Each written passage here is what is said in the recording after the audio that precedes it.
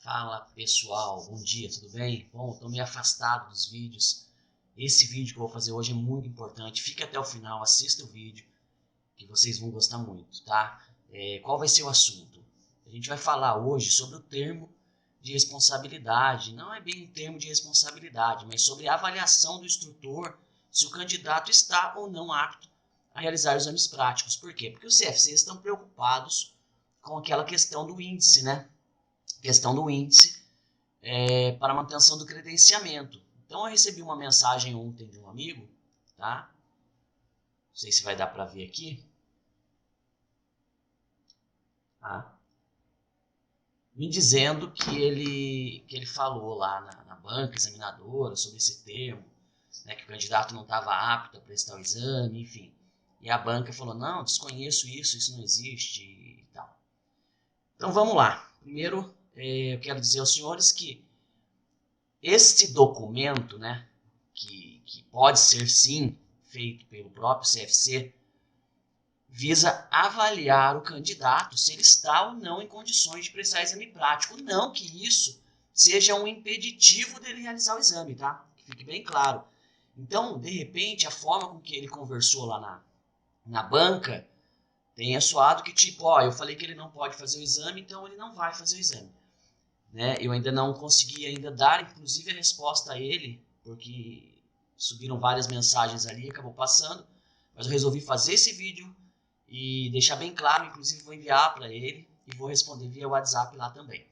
Mas enfim, vamos à legislação, tá? Antes, para a gente entender bem como isso funciona. Então tá aqui, né, a resolução 789, que fala aqui das atribuições dos profissionais que atuam nos processos de formação, capacitação, qualificação, enfim.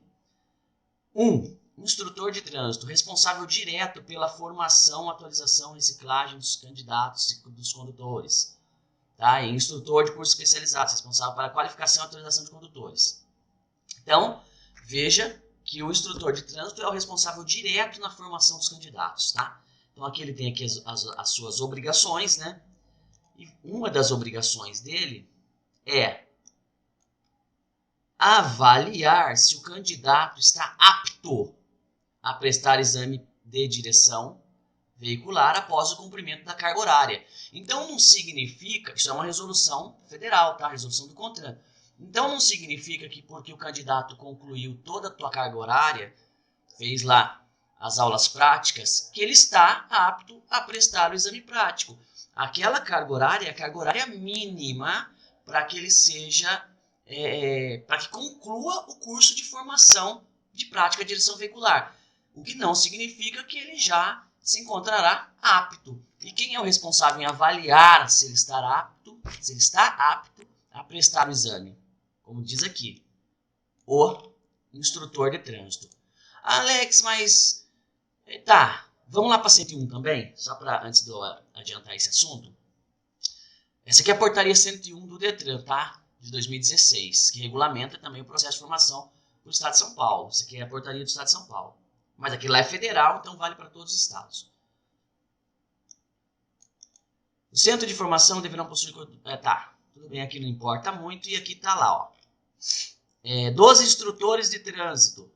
Tá? O que cabe ao instrutor? Cabendo-lhes, além de outras incumbências determinadas pela legislação, tá? Responsabilidade direta pela formação do candidato, dos alunos. Então é o instrutor responsável. Transmitir, tratar com urbanidade, cumprir o horário, frequentar curso de aperfeiçoamento, acatar a determinação do Detran e avaliar se o candidato está apto a prestar exame de direção veicular após o cumprimento da carga horária estabelecida. Então, talvez, o Alan, a pessoa que estava na banca desconhece a 101, né? Dependendo da abordagem que você fez, cabe sim ao instrutor avaliar se o candidato está apto ou não. Então, você falar que o candidato não está apto, não significa que você está falando que ele não pode fazer exame. Tá? Então, que fique bem claro. O CFC, o instrutor, ele não pode barrar o candidato da tentativa do exame prático, mas pode sim avaliar se ele tem ou não condições de prestar esse exame.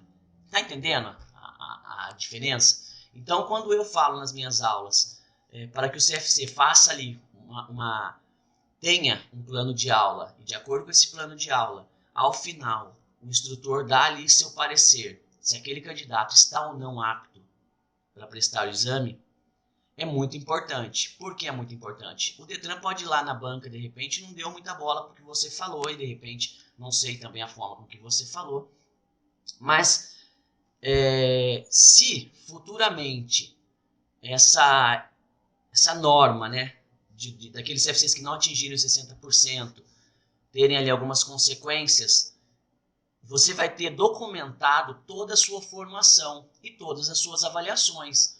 Então, se de repente você mandou lá 5 candidatos, 10 candidatos, 20, 100 candidatos que não estavam aptos de acordo com a sua colocação nesses termos, isso serve sim como prova documental para que você conteste uma possível penalidade que esse CFC possa vir a tomar, tá? Independente de ser na esfera administrativa ou judicial, até porque a lei não excluirá, né, da apreciação judicial qualquer ato, né, que ameace, que viole algum tipo de direito. Então, independente de administrativamente o CFC ser punido ou ter alguma consequência pelo índice de aprovação estar baixo, isso pode ser levado até uma via judicial e com toda certeza esses documentos que o CFC terá arquivado, né, todos esses documentos arquivados, servirão sim como prova de que o trabalho daquele CFC era sério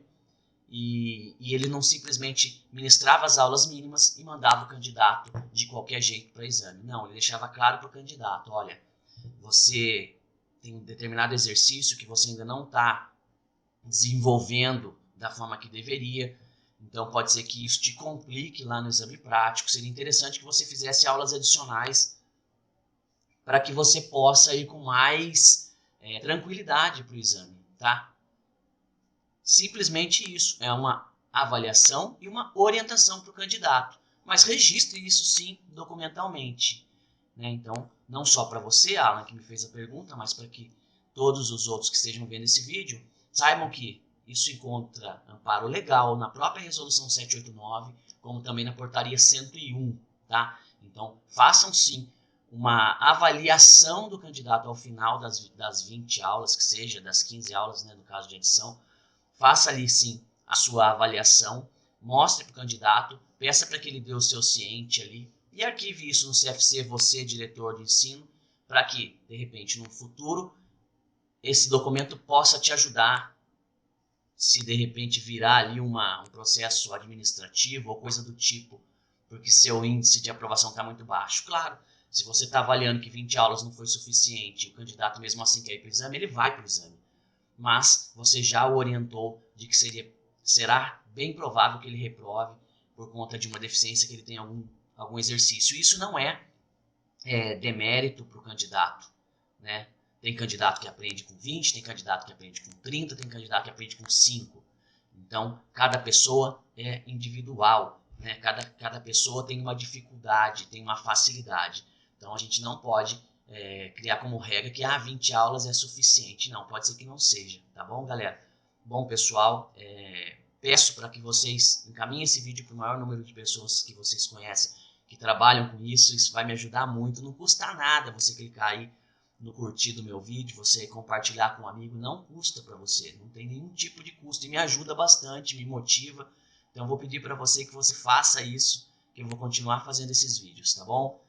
Tenham um bom dia, fiquem com Deus. Abraço.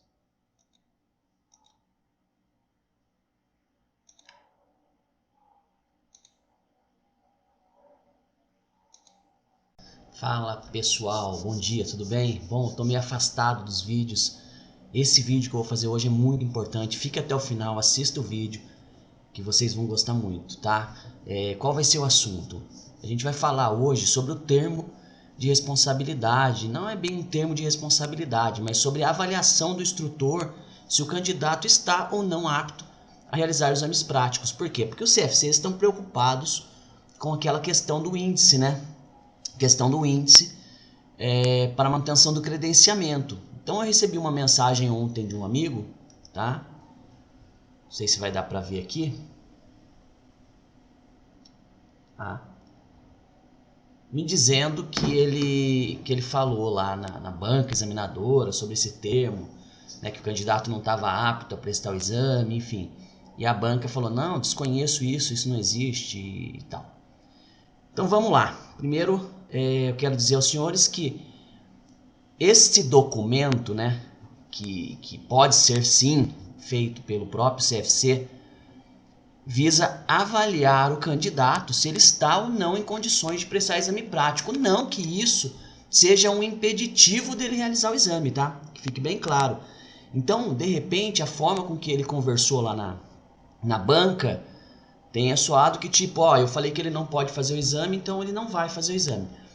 Né? Eu ainda não consegui ainda dar, inclusive, a resposta a ele, porque subiram várias mensagens ali, acabou passando, mas eu resolvi fazer esse vídeo e deixar bem claro, inclusive vou enviar para ele e vou responder via WhatsApp lá também. Mas enfim, vamos à legislação, tá? Antes, para a gente entender bem como isso funciona. Então tá aqui, né, a resolução 789, que fala aqui das atribuições dos profissionais que atuam nos processos de formação, capacitação, qualificação, enfim. 1. Instrutor de trânsito, responsável direto pela formação, atualização, reciclagem dos candidatos e dos condutores. Tá? E instrutor de cursos especializados, responsável para a qualificação e atualização de condutores. Então, veja que o instrutor de trânsito é o responsável direto na formação dos candidatos. Tá? Então, aqui ele tem aqui as suas obrigações, né? E uma das obrigações dele é avaliar se o candidato está apto a prestar exame de direção veicular após o cumprimento da carga horária. Então não significa, isso é uma resolução federal, tá? Resolução do CONTRAN. Então não significa que porque o candidato concluiu toda a tua carga horária, fez lá as aulas práticas, que ele está apto a prestar o exame prático. Aquela carga horária é a carga horária mínima para que ele seja, para que conclua o curso de formação de prática de direção veicular. O que não significa que ele já se encontrará apto. E quem é o responsável em avaliar se ele está apto a prestar o exame? Como diz aqui, o instrutor de trânsito. Alex, mas tá, vamos lá para 101 também, só para antes de eu adiantar esse assunto.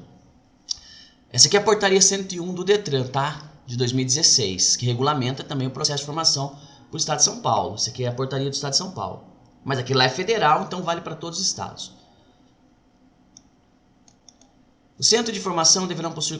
tá, tudo bem, aqui não importa muito. E aqui tá lá, ó. 12 instrutores de trânsito. Tá? O que cabe ao instrutor? Cabendo-lhes, além de outras incumbências determinadas pela legislação, tá? Responsabilidade direta pela formação do candidato, dos alunos. Então é o instrutor responsável. Transmitir, tratar com urbanidade, cumprir o horário, frequentar curso de aperfeiçoamento, acatar a determinação do Detran e avaliar se o candidato está apto a prestar exame de direção veicular após o cumprimento da carga horária estabelecida. Então talvez, o Alan, a pessoa que estava na banca desconhece a 101, né?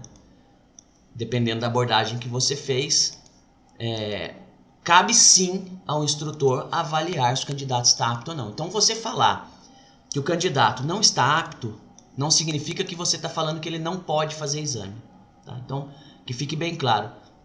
O CFC, o instrutor, ele não pode barrar o candidato da tentativa do exame prático, mas pode sim avaliar se ele tem ou não condições de prestar esse exame. Tá entendendo a diferença?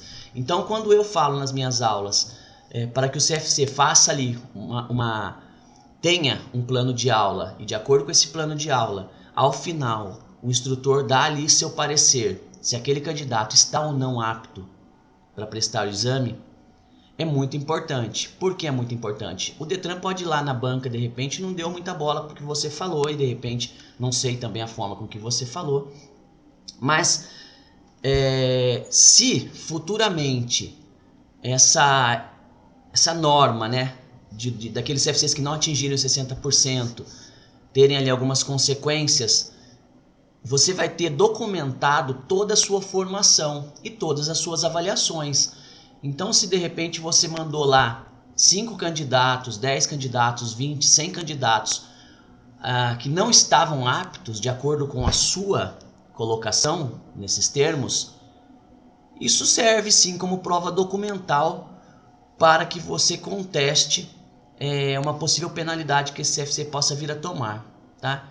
Independente de ser na esfera administrativa ou judicial, até porque a lei não excluirá, né, da apreciação judicial qualquer ato, né, que ameace, que viole algum tipo de direito. Então, independente de administrativamente o CFC ser punido ou ter alguma consequência pelo índice de aprovação estar baixo, isso pode ser levado até uma via judicial, e com toda certeza esses documentos que o CFC terá arquivado, né, todos esses documentos arquivados, servirão sim como prova de que o trabalho daquele CFC era sério e ele não simplesmente ministrava as aulas mínimas e mandava o candidato de qualquer jeito para exame. Não, ele deixava claro para o candidato: olha, você tem um determinado exercício que você ainda não está desenvolvendo da forma que deveria, então pode ser que isso te complique lá no exame prático. Seria interessante que você fizesse aulas adicionais para que você possa ir com mais tranquilidade para o exame, tá? Simplesmente isso, é uma avaliação e uma orientação para o candidato, mas registre isso sim documentalmente, né? Então, não só para você, Alan, que me fez a pergunta, mas para que todos os outros que estejam vendo esse vídeo saibam que isso encontra amparo legal na própria Resolução 789, como também na Portaria 101, tá? Então, façam sim uma avaliação do candidato ao final das 20 aulas, que seja das 15 aulas, né, no caso de adição. Faça ali sim a sua avaliação, mostre para o candidato, peça para que ele dê o seu ciente ali e arquive isso no CFC, você, diretor de ensino, para que, de repente, no futuro, esse documento possa te ajudar se de repente virar ali um processo administrativo ou coisa do tipo, porque seu índice de aprovação está muito baixo. Claro, se você está avaliando que 20 aulas não foi suficiente e o candidato mesmo assim quer ir para o exame, ele vai para o exame. Mas você já o orientou de que será bem provável que ele reprove por conta de uma deficiência, que ele tem algum exercício. Isso não é demérito para o candidato, né? Tem candidato que aprende com 20, tem candidato que aprende com 30, tem candidato que aprende com 5. Então, cada pessoa é individual, né? Cada pessoa tem uma dificuldade, tem uma facilidade. Então, a gente não pode criar como regra que 20 aulas é suficiente. Não, pode ser que não seja, tá bom, galera? Bom, pessoal, peço para que vocês encaminhem esse vídeo para o maior número de pessoas que vocês conhecem, que trabalham com isso. Isso vai me ajudar muito. Não custa nada você clicar aí no curtir do meu vídeo, você compartilhar com um amigo, não custa para você, não tem nenhum tipo de custo e me ajuda bastante, me motiva. Então vou pedir para você que você faça isso, que eu vou continuar fazendo esses vídeos, tá bom? Tenham um bom dia, fiquem com Deus, abraço.